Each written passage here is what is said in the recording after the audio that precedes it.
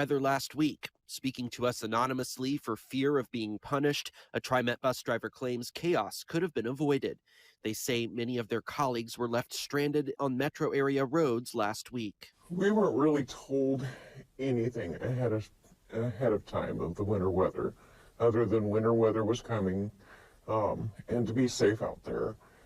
They were completely caught off guard.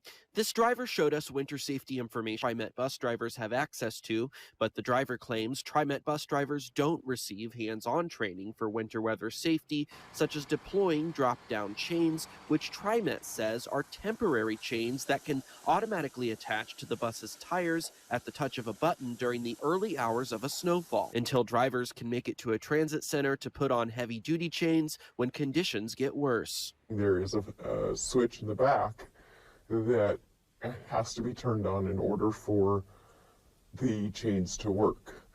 Most of the time those are deactivated because Trimet doesn't want their drivers out there using those because they don't really train you on them. But according to a Trimet spokesperson, new drivers receive classroom training on winter weather safety, including drop-down chains, and 95% of Trimet buses have these chains available. But during last Wednesday's storm, a Trimet spokesperson says there were 15 older buses on the roads that do not have the drop-down chains. A statement from Trimet regarding the use of drop-down chains during last week's storm reads in part, quote, "During last Wednesday's event, the snow fell much heavier than was expected, and we experienced rapidly deteriorating conditions, which reduced the window of time in which drop chains would have been effective." But for the driver we spoke with, they tell us Trimet needs to do more to make sure drivers are better prepared. The majority of us, or a lot of, especially the new ones, new drivers have never driven anything bigger than a minivan, let alone in winter weather.